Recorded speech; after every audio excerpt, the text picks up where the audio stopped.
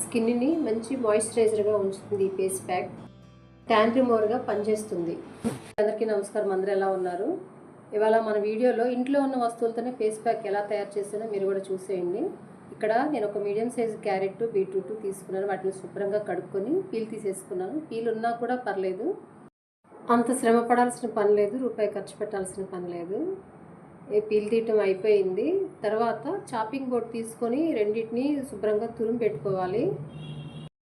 మేము 10 సంవత్సరాలు salt water వాడాము. అలా వాడటం వల్ల స్కిన్ అంతా నల్లగా ట్యాన్ లాగా ఏర్పడింది అనమాట, ఫేస్కి రెండు వైపులా. అది అసలు ఏం చేసినా పోలేదు. క్రీమ్లు అయితే వాడేదాన్ని కాదు. నేను ఇంతకుముందు నా చిన్నతనంలో ఫెయిర్ ఎవర్ అనేది వాడేదాన్ని. అది కొన్నాళ్ళ తర్వాత రావడం ఆగిపోయింది. ఇక ఆ తర్వాత అప్పుడప్పుడు ఫంక్షన్లకు వెళ్ళేటప్పుడు కానీ లేదా బయటకు వెళ్ళేటప్పుడు ఫెయిర్ అండ్ లవ్లీ రాసేదాన్ని.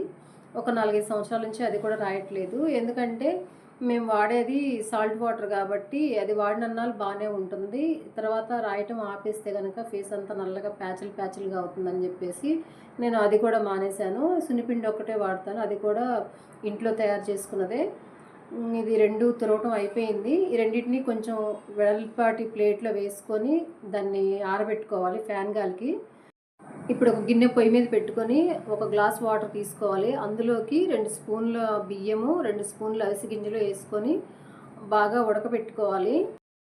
అవిసె గింజలు కానీ బియ్యం కానీ ఉడికే కొంది జిగటగా వస్తుంది కదా, ఒక జల్లీ ఫామ్ అవుతుంది కదా, అప్పుడు దాకా ఉడకబెట్టుకోవాలి.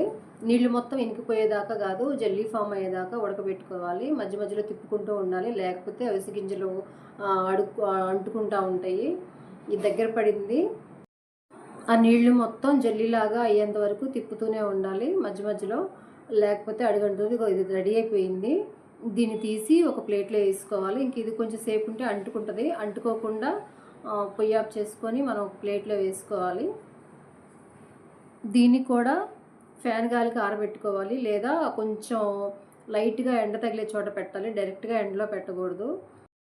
అడుగున కొంచెం థిక్గా ఉంటుంది కదా, దాన్ని కూడా కొంచెం నీళ్ళు వేసి కలిపేసి ఇందులో వేసేసాను. దీన్ని ప్లేట్లో మొత్తం స్ప్రెడ్ చేసుకోవాలి. వెడల్పుగా ఇట్లా పరుచుకున్న తర్వాత ముందు ఫ్యాన్ గాలికి పెట్టేసి తర్వాత లైట్గా ఎండ తగిలే చోట పెట్టాలి. ఇప్పుడు నేను 2 మీడియం సైజు కలబంద మట్టలను తీసుకున్నాను. వాటిని ఇలా తరుక్కొని మిక్సీలో వేసుకొని జ్యూస్ లాగా చేసేసుకోవాలి.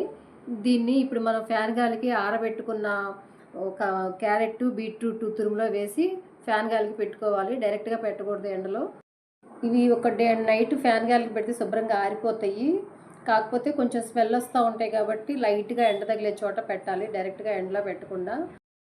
ఇది నెక్స్ట్ డే అనమాట. ఒక మీడియం సైజు బంగాళదుంప శుభ్రంగా కడుక్కొని దాన్ని కూడా తురిమి పెట్టుకోవాలి. బంగాళదుంప కూడా ముందు రోజే తురిమి పెట్టుకోవచ్చు, కాకపోతే అది తొందరగా ఎండిపోయి నల్లగా అయిపోతుంది కాబట్టి దీన్ని నెక్స్ట్ డే ఇట్లా తురిమి పెట్టాను. దీన్ని కూడా శుభ్రంగా తురుముకొని కొంచెం సేపు ఫ్యాన్ గాలికి ఉంచాను. ఎందుకంటే ఆ నీరంతా ఆ మొక్కలకి పట్టి ఎండుతుంది అనమాట. ఆ మాయిశ్చరైజర్ పోయిన తర్వాత లైట్గా ఎండ తగిలేటప్పుడు పెట్టాను. ఇవి 3 ఆరబెట్టాను. ఇవి ముందు రోజు ఆరబెట్టాను కాబట్టి అవి శుభ్రంగా ఆరిపోయినాయి. ఇది క్యారెట్, బీట్రూట్, కలబంద తురుము చూడండి ఎలా ఆరిపోయిందో. వాటికంటే ముందు నేను కర్బూజా పీలు, బొప్పాయి పీలు కూడా తీసి ఎండబెట్టాను. అవి మీకు చూపించలేదు. మేము తింటాం కదా, తినేటప్పుడు అయితే తీసి ఎండబెట్టాను.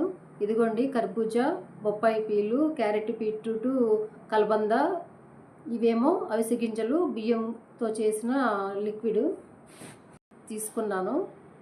శుభ్రంగా ఆరిపోయినాయి, కొద్దిగా కూడా తడలేదు. ఇదిగో బంగాళదుంప చూడండి ఎట్లా నల్లగా అయిపోయిందో ఒక్క రోజుకే. ఇది నా ఓన్ ఫేస్ ప్యాక్ పౌడర్. అంటే చాలామంది చేస్తారేమో, నాకైతే తెలియదు. నాకు వచ్చిన ఐడియాని బట్టి నేను చేశాను, కానీ దీనివల్ల చాలా బెనిఫిట్ ఉంది.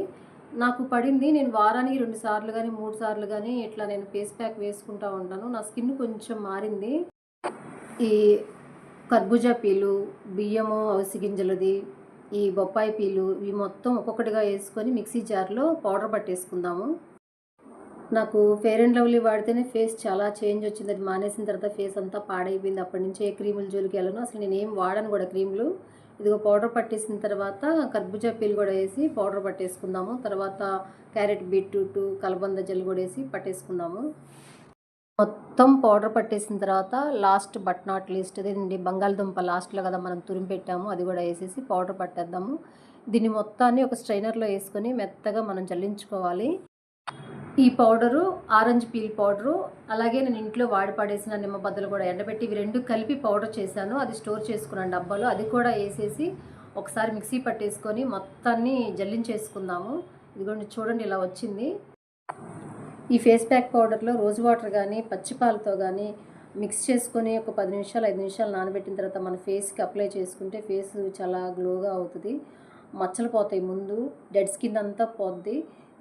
ఒక 10 నిమిషాలు అయిన తర్వాత చూడండి ఎలా జిగటగా వచ్చిందో. మనం అవిసె గింజలు వేసాం కదా, నేను చేతి మీద అప్లై చేసి చూపిస్తాను.